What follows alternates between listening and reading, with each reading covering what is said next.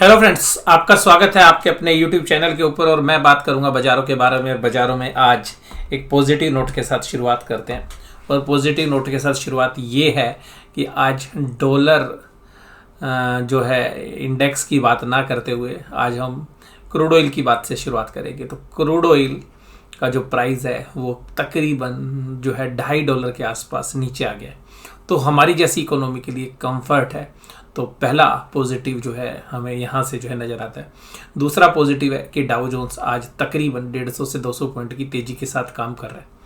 तीसरी बात ये है कि आज बाजार ने 3 दिनों के बाद जो है एक अच्छा पुल बैक जो है निचले लेवल से दिया। तो कुल मिलाकर कुछ पॉजिटिव शुरुआत आज होती हुई नज़र आई।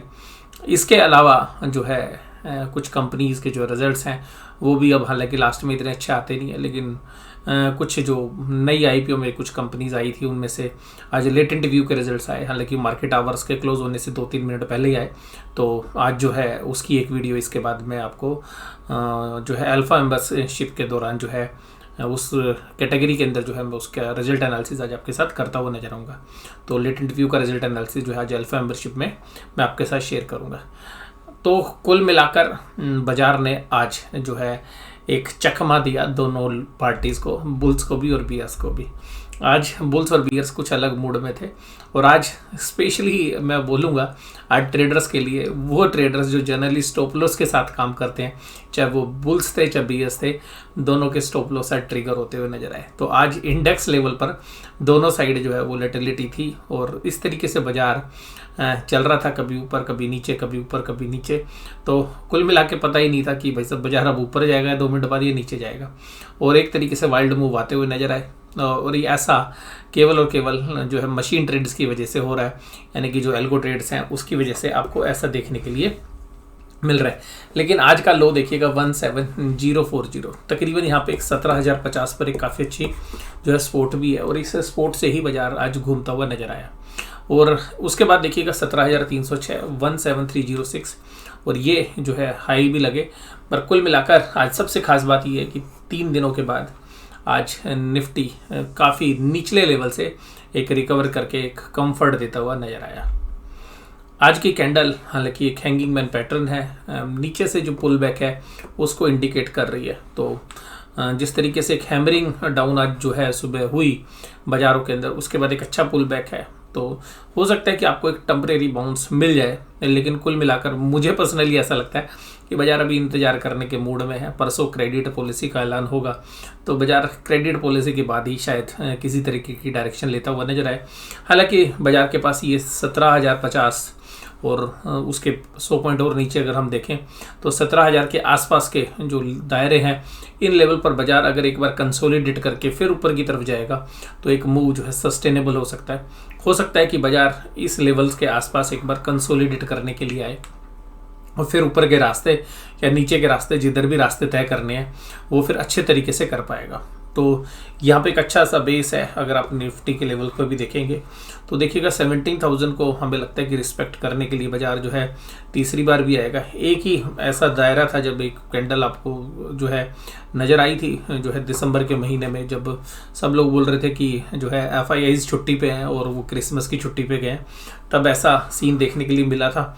और अभी भी हालांकि FIIs आज भी सेलर थे, लेकिन आज कैश मार्केट में सेलिंग थी। बाकी जो है FNO के अंदर आज उन्होंने अच्छी नीचे से अपने शॉर्ट्स जो है कवर किए हैं। तो कुल मिलाकर ये जो है बाजार का बॉटम है। अभी भी जो आज के लो हैं वो शायद आज के बॉटम है। और इसके नीचे ही अगर बाजार जाएंगे 17,050 के नीचे ही आपको किसी तरीके की सेलिंग देखने के लिए मिलेगी। बट आज जिस तरीके से बाजार एक तरफा सुबह खुलते के साथ मंदे हो गए थे, तो एक बार तो ऐसा लगा कि बाजार आज रिकवर करेंगे भी नहीं करेंगे, लेकिन बाजार ने 15-20 मिनट के अंदर ही अपनी रिकवरी दिखा दी। और आज की जो तेज़ी थी वो देखिएगा ऑयल स्टॉक्स में जब तेज़ी होती है या ऑयल प्राइसेस के अंदर तेज़ी होती है तो ब्रेंट क्रूड के प्राइस का बेनिफिट रिलायंस के भी O2C बिजनेस यानी कि ऑयल टू केमिकल बिजनेस में रहता है, लेकिन कल परसों इसने निराश किया।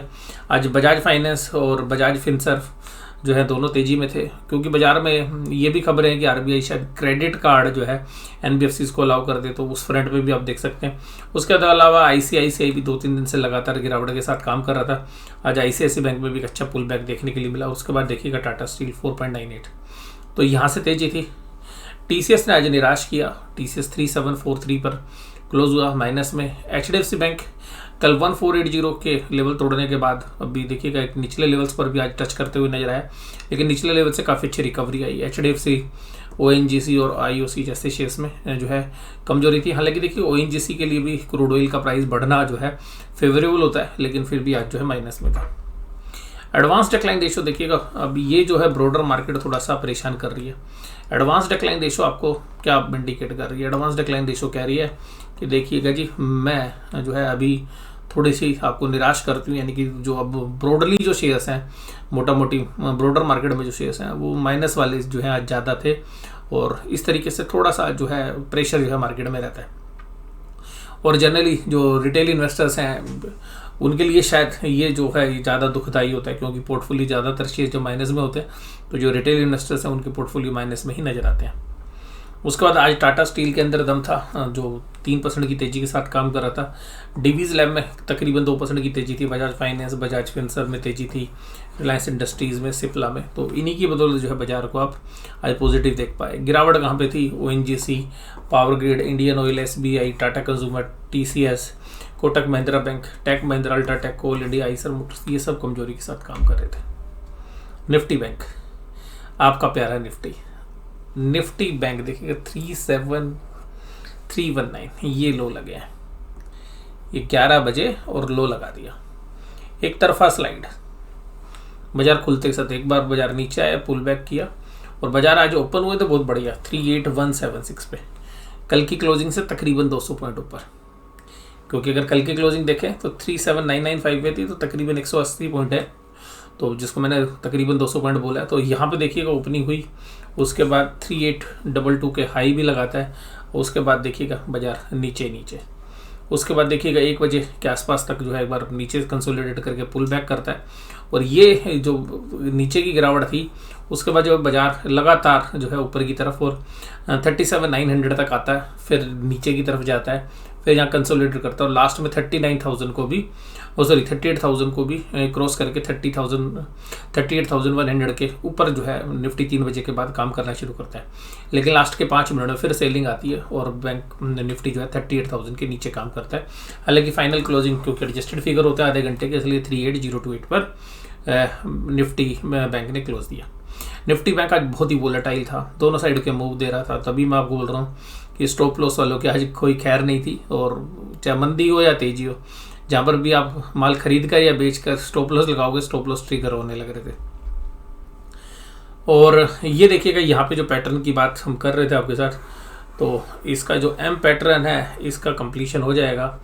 बाजार अगर 37,000 के आसपास एक बार आता है तो लेकिन ये ध्यान रखिएगा ये जो लेवल है 36,800 ये बहुत ही अहम सपोर्ट है। अगर बाजार यहाँ पर आता है तो इसके नीचे शायद टिकेगा नहीं, और जैसा मैंने कल आपको भी बोला था कल के एनालिसिस में कि 37,100, 37,200 और 37,300 एक अहम सपोर्ट है। देखिएगा इस सपोर्ट में आज बाजार ने काम ही नहीं किया, इसके पास आया और यहीं से बाउंस कर गया, सपोर्ट के ऊपर से ही चला गया।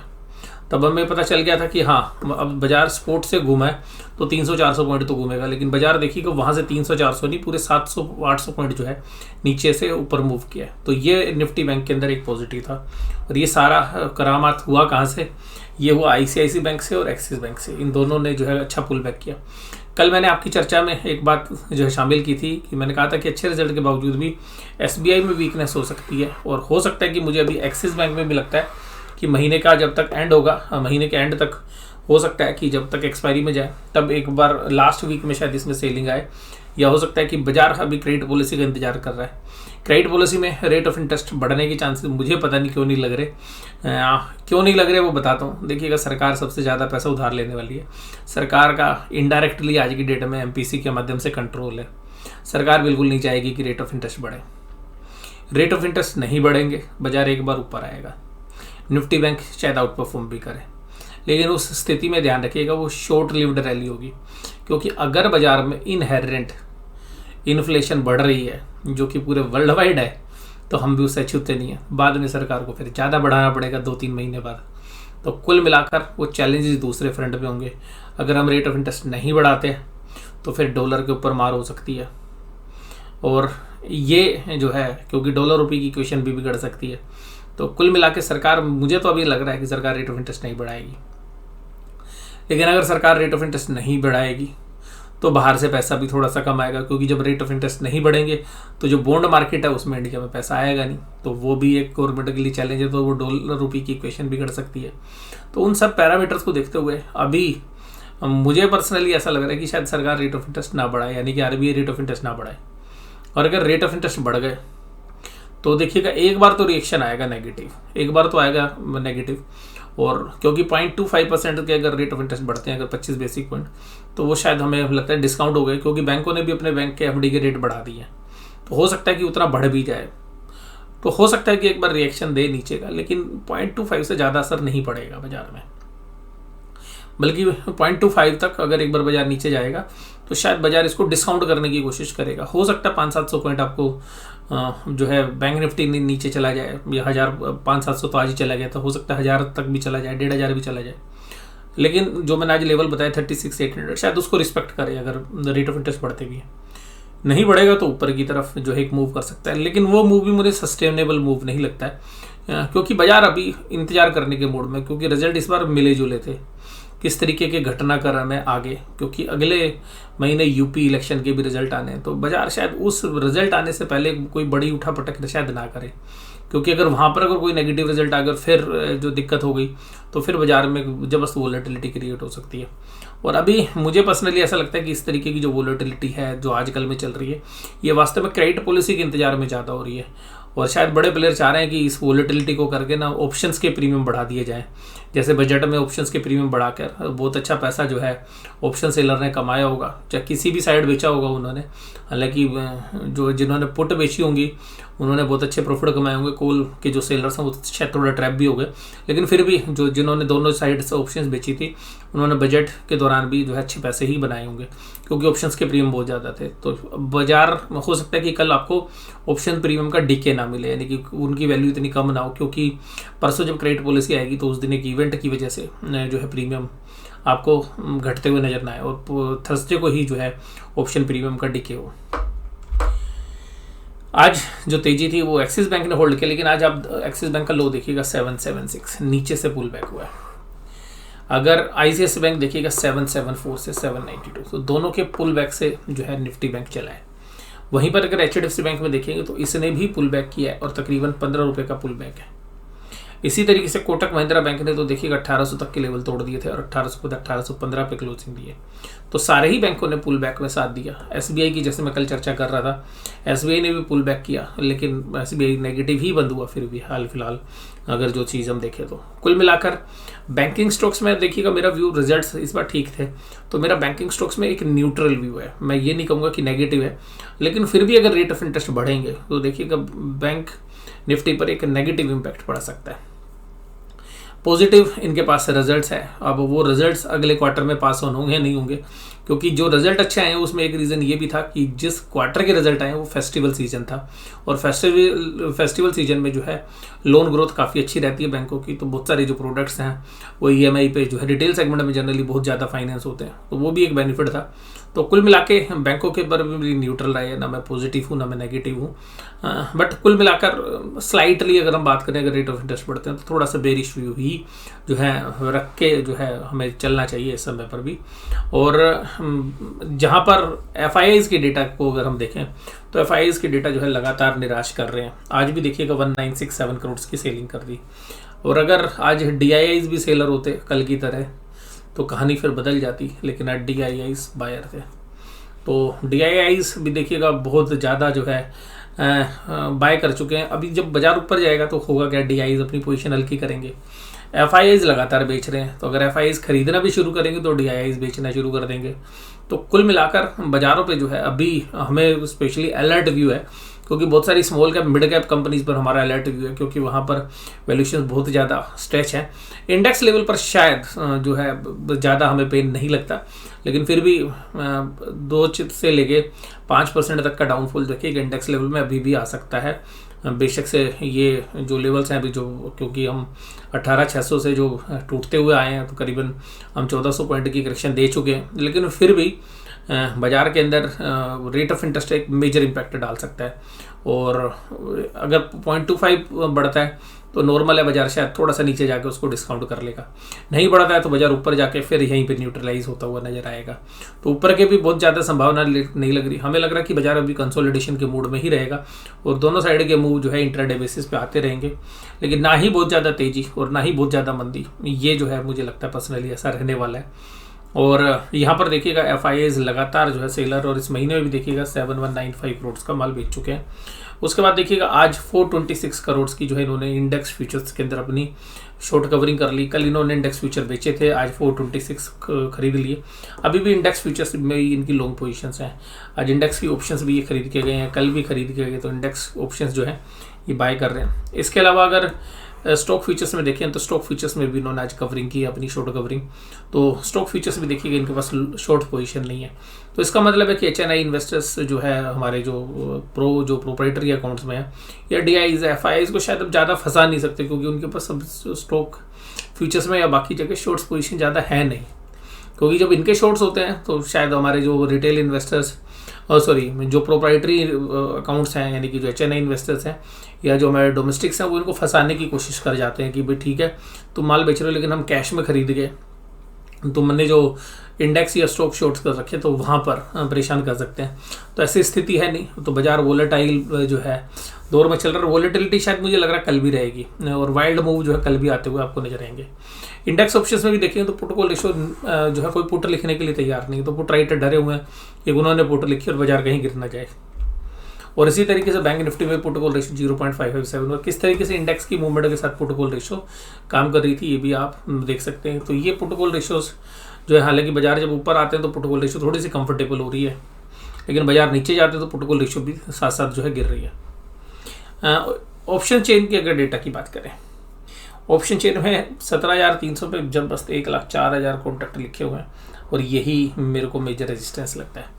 तो 17,300 एक अच्छा खासा रेजिस्टेंस है, क्योंकि अब 2 दिन बचे हैं और जैसे 17,300 पर ऑप्शंस की राइटिंग हो रखी है वो काफ़ी ज़बरदस्त है। तो 17,300 तोड़ना आसान काम नहीं, और इसी तरीके से 1 लाख कॉन्ट्रैक्ट आपको 17,400 की कॉल में भी देखने के लिए मिलेंगे, और इसी तरीके से 17,500 की कॉल में भी 400 में भी 1,53,000 है, और 17,500 में भी 1,53,000 है। तो एक कुल मिलाकर तीनों कॉन्ट्रैक्ट प्राइस के अंदर यहाँ पर तकरीबन 3.5 लाख से ऊपर कॉन्ट्रैक्ट लिखे हुए हैं। तो ऑप्शंस के कॉल राइटर्स जो है बाजार को रोकने की पूरी कोशिश करेंगे। तो देखिएगा ये तीनों के तीनों हर्डल्स हैं, और जब तक 17,500 के नीचे बाजार है तब तक शायद तेजी नहीं होगी। और 17,500 एक मेन रेजिस्टेंस है, पहली रेजिस्टेंस 17,300, 17,400, 17,500, क्योंकि ऑप्शंस बहुत ही जबरदस्त तरीके से लिखी गई हैं। लेकिन पुट राइटर तेजी करने वाले नदारत हैं। 17,200 पे कुल 53,000 कॉन्ट्रैक्ट्स हैं, तो बहुत ज़्यादा कॉन्ट्रैक्ट है नहीं। उसका 17,100 पे भी 55,000 है, और आज एडिशन इसी लेवल पे हुआ है। 17,100 पे 19,000 कॉन्ट्रैक्ट ऐड हुए हैं, बाकी और किसी लेवल पर इतना ज़्यादा ओपन इंटरेस्ट बिल्डअप नहीं है। फिर एक 16,850 पे 12,000 कॉन्ट्रैक्ट ऐड हुए हैं, तो जो ओपन इंटरेस्ट ज़्यादातर ऐड हुए हैं। और कॉल साइड में ओपन इंटरेस्ट कहाँ पे ऐड हुआ है? 17,300 में 37,000 कॉन्ट्रैक्ट ऐड हुए हैं, 17,400 पे 167890। तो ये जो लेवल्स हैं आप ये वॉच करेंगे तो अभी भी ऑप्शन चेन को देख के लगता है कि बाजार को ऊपर जाने से रोकने की पूरी तैयारी जो है BS ने कर रखी है। इसी तरीके से अगर हम बैंक निफ्टी में देखें तो बैंक निफ्टी में भी डेटा कुछ इसी तरीके से 38,000 की जो कॉल है वो 38,000 की कॉल में आप देखेंगे कि 52,000 कॉन्ट्रैक्ट्स आज ऐड हुए हैं, तो ये भी रोकने वाला काम है। लेकिन इसके बाद एक और जो चीज़ है जो निफ्टी में मिसिंग नहीं है, जो बैंक निफ्टी मिसिंग है, निफ्टी के अंदर हर 100 लेवल पर कॉल राइटिंग हो रखी थी, बैंक निफ्टी में ऐसा नहीं है। तो बैंक निफ्टी में कॉल राइटर भी जो है कोई ज़्यादा एग्रेसिव है नहीं, कॉल अनवाइंडिंग भी हुई ऊपर के प्राइस में, यानी कि कॉल राइटर ज़्यादा एग्रेसिव है नहीं। जबकि बैंक निफ्टी के अंदर पुट राइटर्स जो है 38,000 पे 11,000 है, और यहाँ पर भी पुट राइटर्स भी ज़्यादा एग्रेसिव नहीं है। जो भी पुट राइटिंग है उसके बाद देखेंगे 37,400 में हाईएस्ट ओपन इंटरेस्ट है, 10,200 हाईएस्ट कॉन्ट्रैक्ट्स हैं जो ऐड हुए हैं 10257, और 37,000 जो हालांकि दूर की है उसके अंदर भी जो है कॉल अनवाइंड हुई है, पुट अनवाइंड हुई है, तो 45,000 कॉन्ट्रैक्ट्स हैं। तो इनको देख के तो इस तरीके से हम एलोबरेट कर सकते हैं कि अभी 38,000 से नीचे जब तक बाजार है, 38,000 जो है एक मेजर हर्डल है। और जैसे मैंने कल आपके साथ चर्चा की थी टेक्निकल चार्ट पे, 37,800 के नीचे बाजार मंदा हो जाएगा। तो जैसे 37,800 के नीचे बाजार स्लिप हुआ तो आपको पता है कि एक ही बार में जो है 500 पॉइंट जो है स्लाइड हो गए थे। तो कुल मिलाकर ये जो चर्चा है हमारी, ये आपको कैसी लगी है जरूर से ज़रूर मुझे बताइएगा। बाजार पर अभी देखिएगा कोई बहुत बड़ी मूवमेंट हम एक्सपेक्ट नहीं कर रहे हैं। बाजार शायद क्रेडिट पॉलिसी का इंतजार कर रहा है और क्रेडिट पॉलिसी के चक्कर में मूव आते रहेंगे। लेकिन फिर भी हमारा जो व्यू है अभी, जब तक क्रेडिट पॉलिसी में अनाउंसमेंट नहीं होता, स्लाइटली बेरिश है और रेट ऑफ इंटरेस्ट बढ़ने की संभावना भी हमें थोड़ी सी कम लग रही है। और अगर रेट ऑफ इंटरेस्ट बढ़ेंगे तो फिर शायद बाजार थोड़ी सी ज़्यादा करेक्शन भी दे सकता है। और वहीं पर ये इंडेक्स के लिए मेरी राय है। लेकिन स्मॉल कैप और मिड कैप शेयर्स के ऊपर मेरा व्यू अभी जो है बुलिश तो नहीं है, कम से कम ये है मैं आपके साथ बोलना चाहूँगा। तो स्मॉल कैप और मिड कैप की जो शेयर्स हैं वहाँ पे बहुत जगह वैल्यूएशन बहुत ज़्यादा स्ट्रेच है। तो हो सकता है कि अगर निफ्टी की में कोई इंटरेस्ट रेट के बढ़ने की वजह से अगर कोई करेक्शन होती भी है तो उसका इम्पैक्ट शायद स्मॉल कैप और मिड कैप पे आपको ज़्यादा पड़ता हुआ नजर आए इंडेक्स के शेयर्स की बदौलत। अगर आप जो है देखेंगे तो इंडेक्स के शेयर्स में शायद इतना डर मुझे नहीं है जितना स्मॉल कैप और मिड कैप में जो है हमें लगता है। हालांकि स्मॉल कैप और मिड कैप में भी जो इंटरेस्ट सेंसिटिव नहीं है, जैसे कि फार्मा या आईटी तो या एफएमसीजी के शेयर्स हैं, शायद उन पर आपको असर बहुत कम देखने के लिए मिले। तो आज की चर्चा मैं यहीं पर समाप्त करता हूँ। वीडियो देखने के लिए धन्यवाद। Thank you very much.